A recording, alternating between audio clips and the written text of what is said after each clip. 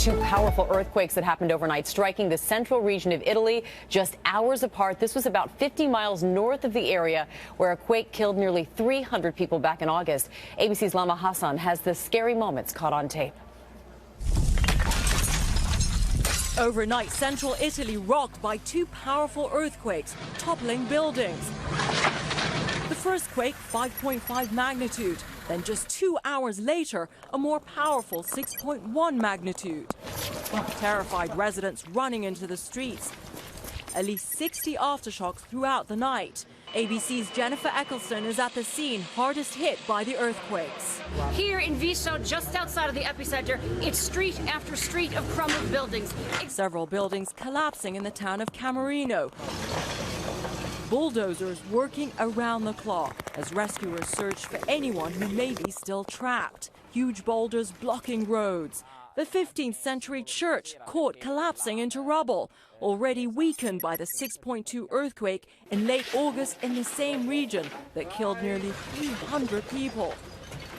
And this morning, rescuers are out in force scouring the wreckage, looking for people who may be still trapped as the aftershocks continue to rattle the air.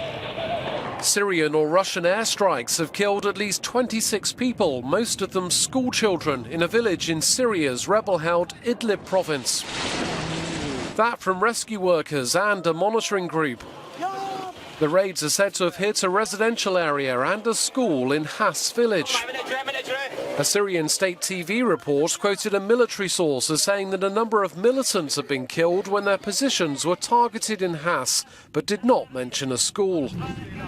Meanwhile, Turkey's president says his country's actions in Syria won't extend to trying to take control of Aleppo.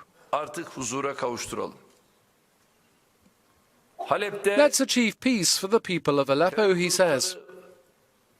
Let's make a joint fight against terrorist organizations. But Aleppo belongs to the people of Aleppo. We need to be clear on this. It's not right to make calculations over Aleppo. Aleppo was Syria's most populous city before the war erupted.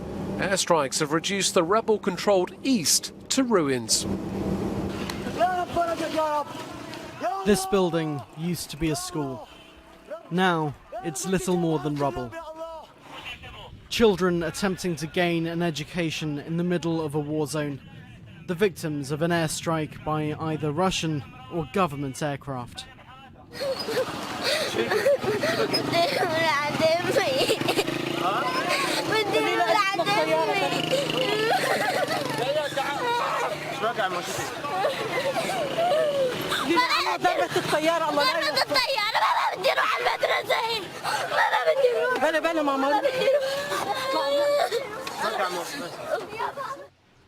The parts of the classroom still standing show signs of a lesson being underway as the bombs fell.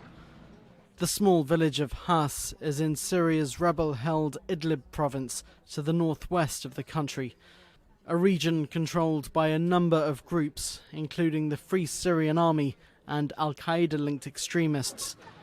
But residents here say those killed in the attack weren't rebels. This is a school. There are 3 schools in this area. There are only students here. Only civilians live in this neighborhood. There aren't any military offices or anything like that. There are only schools. Syrian state TV confirmed the airstrike, saying a number of militants had been killed, though the reports did not mention the deaths of any children. UNICEF says it may be the deadliest attack on a school since the war began 5 years ago. Western governments and international human rights groups have repeatedly criticized Russia and the Assad regime for the high number of civilian deaths reported after their respective airstrikes.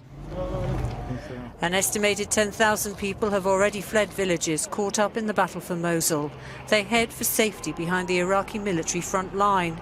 While ISIL fighters are reportedly maintaining a fierce defence of the southern approaches to the city, more and more survivors from their brutal rule are making their escape. But with them come tales of atrocities, such as prisoners being executed and women and children being shot when forced to march from one village to another. This man said the militants had killed his brother.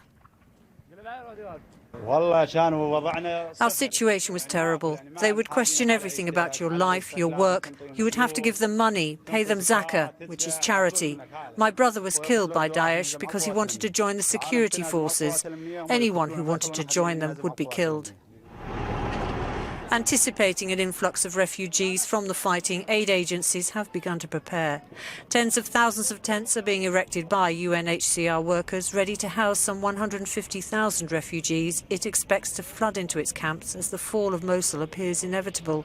But with estimates saying that number could reach as many as 1 million, their work has just begun.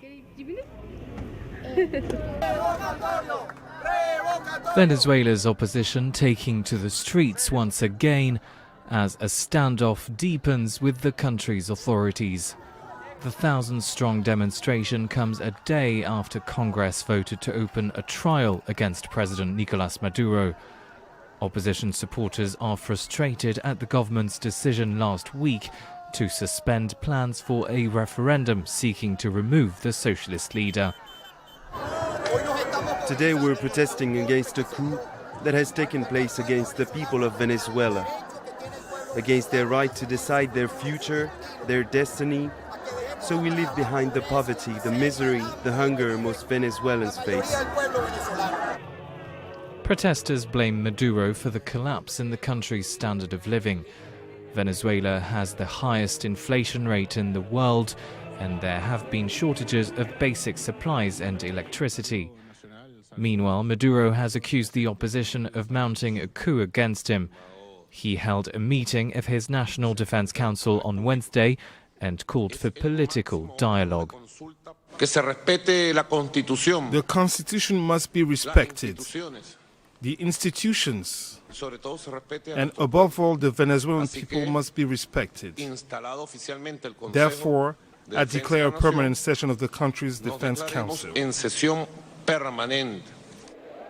The crisis has prompted Pope Francis to intervene. The Vatican has since announced it hopes to mediate a meeting between Venezuela's government and the opposition. The city of Mosul is now within reach of Iraq's elite counter-terrorism units, following the recent advances made on the eastern front of Bartella.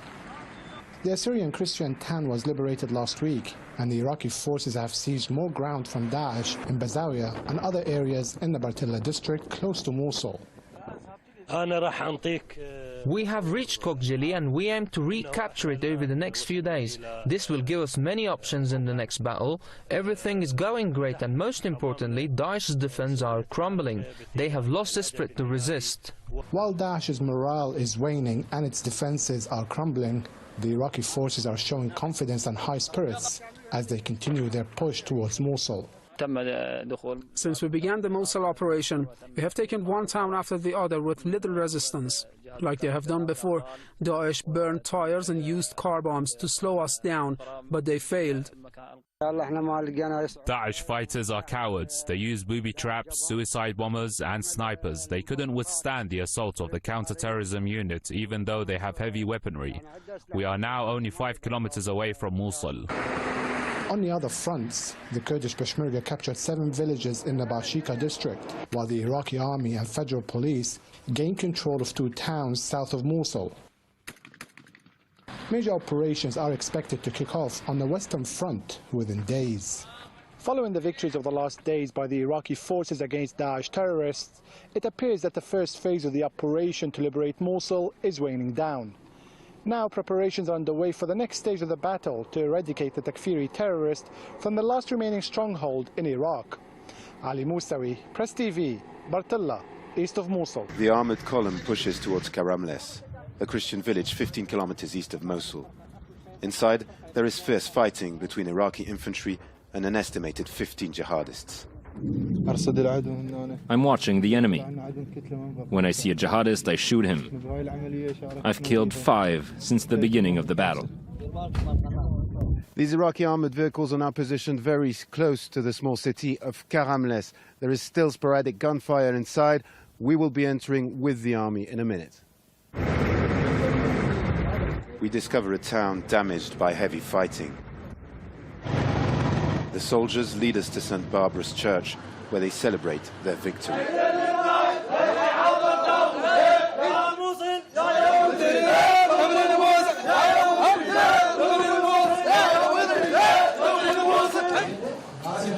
Islamic State group fighters used the ancient Christian shrine as a bunker. Underneath, a tunnel network branches out to different combat positions. This is where they position their rocket launchers and snipers. From here, they fire at the Iraqi forces. We arrived from this side and they fled that way. There are no IS militants' bodies to be seen. The jihadists have fled towards Mosul in the last stages of battle. Soldiers sweep the town for fighters and mines. On the roof of the church, a sniper notices movement in the distance. It's a truck bomb. Look over there, there's a truck bomb.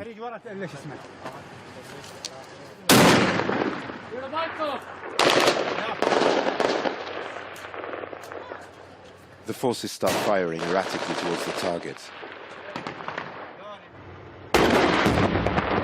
In the face of heavy gunfire, the truck driver has U-turned and fled. The situation has become unstable in town. The army decides we have to leave immediately.